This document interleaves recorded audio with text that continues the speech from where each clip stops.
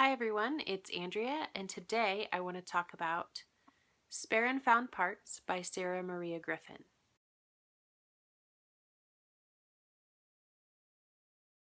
Before I go any further, I just want to say that this is an advanced reader copy that I received from a friend. She got it from Book Expo America and then later sent it to me. It's an advanced reader copy or an ARC, so things might have changed between this version and the final version, so this review is based on the ARC. So Spare and Found Parts is set in our future. There's an epidemic that happens, and these people are living in this kind of world where they don't have certain types of technology because they believe that technology was their downfall. It was the reason that this epidemic happened, and so code is forbidden. Robots, computers, those kinds of things are forbidden from their society. They also think it's really important that everyone contributes to society. So all the teenagers have to find something that they want to do to contribute to society. So there's a couple characters who decided that they were going to make this bar slash nightclub, and that was going to be their contribution to society.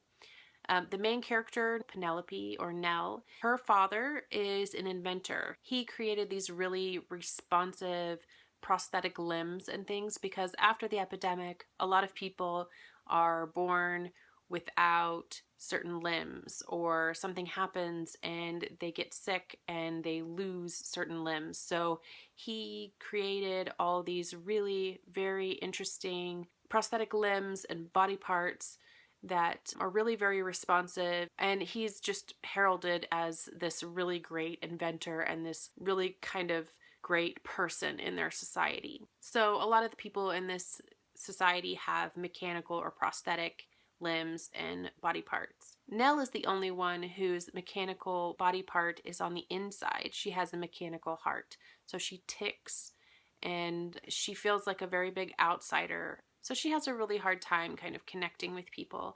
And she has this one really good friend, and she has her dad, and they're kind of the only people that are really close to her. There's one character named Oliver who has been in love with her forever, and she does not like him. And that's one part that I don't really love about this story. I think it's very realistic because there are always going to be people that you are interested in and they're not interested in you, or vice versa. You know, that happens, and I get that, and I think that that's a realistic character.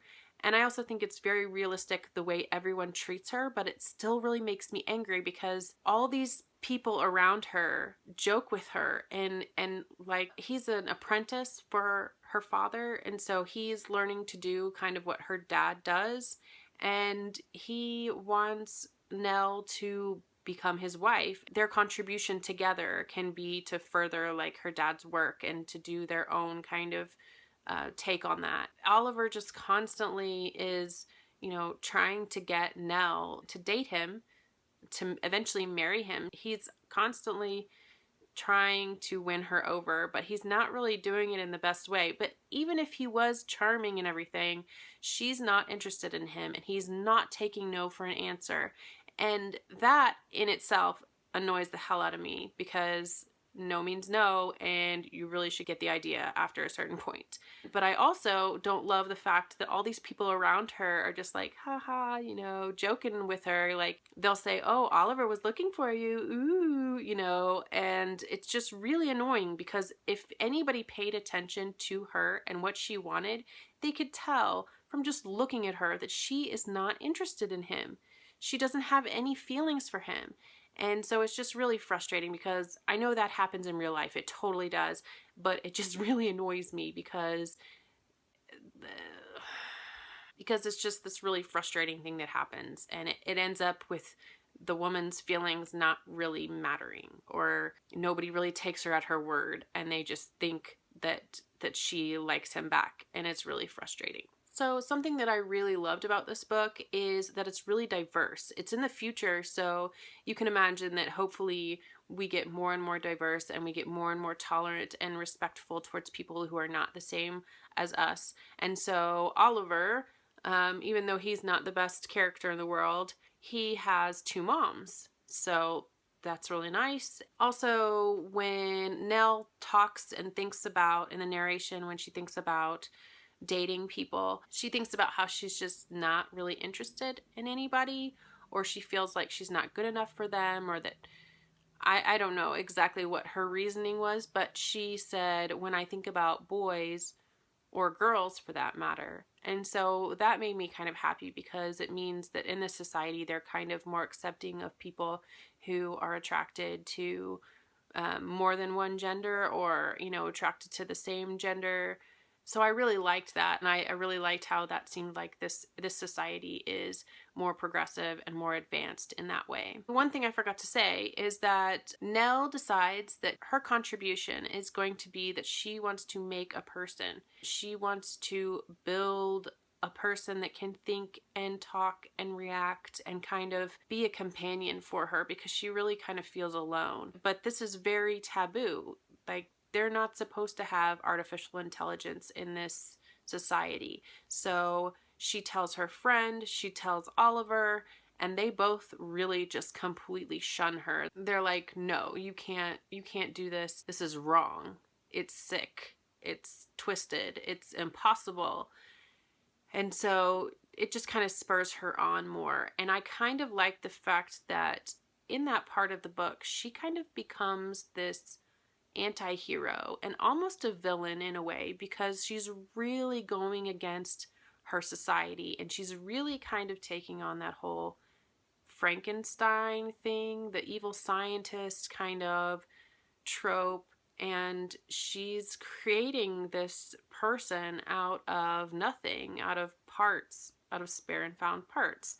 And she is creating something that wasn't there before. And this is just really a big taboo thing, because of how they believe that artificial intelligence and that kind of technology was the downfall of society. So I really liked that idea that Nell kind of, in a way, becomes the villain of this story in certain ways. She calls herself a monster. She feels like, I don't know, she just kind of becomes this anti-hero, definitely an anti-hero, and almost even kind of a villain in part of the story.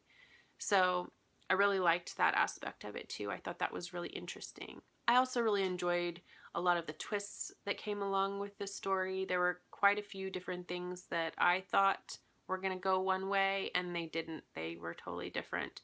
There were a couple things that I saw coming, or at least some things that I knew there was something more than meets the eye there. But a lot of the twists were really, really very cool, and I really enjoyed those as well. One thing that was kind of weird about this story is most of the book is told in this third person, kind of from Nell's perspective. But there are other chapters that are told in like second person, but also from Nell's perspective. And I kind of feel like they weren't really necessary. I felt like they were just kind of strange, and I thought there was going to be something more to them, but there really wasn't.